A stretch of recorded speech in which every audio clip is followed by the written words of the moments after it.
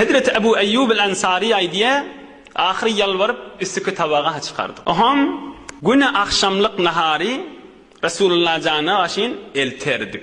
ثم إذا رد علينا فضله تيممت أنا وأم أيوب موضع يده فأكلنا منه نبتغي بذلك البركة. Güne akşam Resulullah canı bir cam nahar elterdik, bir qap nahar koyurduk. Oham Resulullah sallallahu aleyhi ve sellem de şu nahardan mübarek parmakları bilen yiyip ay birazcık qalardı, şon etek iyi vererdi.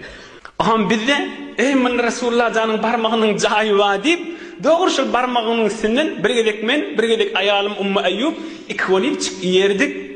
Şol Resulullah sallallahu aleyhi ve sellemin mübarek parmağının degen yerini özü bilen Hudaýyň arasynda bereket dökülmeden çüreyim vesile ediyenmiş. Onu ver Resulullah'ın mübarek zatı del ha.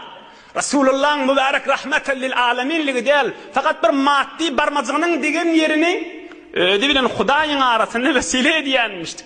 Hudaý şın hormatyny belki bereket bersin deyip. O da mübarek parmağının degen yerine. Aham Hazreti Ebu Eyyub, Ummu Eyyub ikicimiz Resulullah'ın ine parmağının süýken yerleri deyip şu tadan nahar yerdik, gönönerdik. Emma bir gece bir tabak nahar ünkiýaly eltdik. Soňra bir tabak täbil aldyk. Welem ara li yedihi fihi asaran. Tabagyň içini gördük, görsek nahar kemelmendir. Resulullah canında aslan parmağının iyiliği yok. Fecituhu fezan korkuyup Resulullah canın yanına vardım. Ya Resulallah nahardan da atmanırsın. Aslan parmağın cahil yok. Nahar kemelmendir hiçten. Ohum şitaydı muhim. Bi abi ve ummi ya Resulallah radatta aşaaka. Naharını iyi veriptirsin. Akşamlık şanın iyi veriptirsin. Aslan parmağın cahil yok. Ohum Resulullah da aydıptır şu Ebu Eyyub. وكنت حينما ترد علينا فضل طعامك يا رسول الله oğullarda sen mübarek parmağın cayından menen zenanam şun mübarek parmağının Resulullah'ın elinin parmağının degen yeri deyip berekettir deyip yerdik sen parmağın degen yerinden sen mübarek parmağın cayını dağıda Hudaý bilen öz aramızda vesile koyup Hudaýdan bereket tamam bolurduk deyipdir. Resulullah can hey nättirip ben parmakdan bereket boljakmy diýmändir. Nättirip ben hurafatyň ýerine gelip ben diýmändir. Aham peýgamberimiz aýdypdyr. Mene ondan iýmedigim içinde isli otma sarımsak atylypdyr. O da bişmändir, diýirliğin goýulypdyr üstüne. Men iýmedigim şo. Innema ana raculun unaja. Hey men ýanyma adamlar gelip gidýäti. Oha men ağlımın iyisi olara azab olamasın deyip men iýmedigim şo siz bişirdiň iý berin deyipdir. Inha ulamalar aýdýa Resulullah sallallahu aleyhi diýen görrüňim Isabe Siri ibn Hişam fiqh sire diýen senetli görrüňde.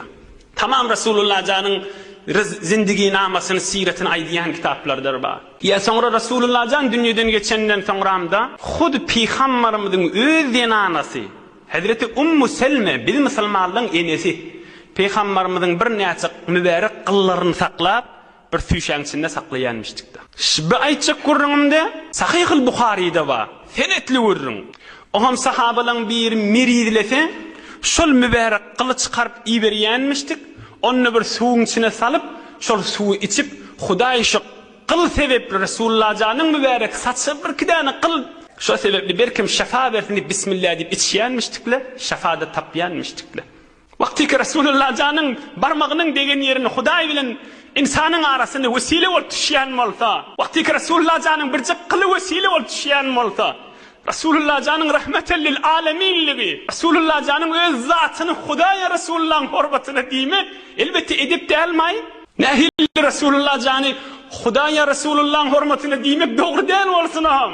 Ne yüzünden adam aýtmaly şikefi. Adam haya etmeli şikefi aýtmaga. Hicalet etmeli. Nagat suwumsuzlyk bilen aýtmaly şikefi. Mübarek barmağyny gözeşýärmişdikler. Mübarek qylyny şonu vesile tutýarmışdy qyljagy. Hudaýa şafa berşin bereketinde diýip. He qyllyna şafa boljakmy? He bizle hurafa boljakmy diýip sahabalar aýdymýanmışdyk.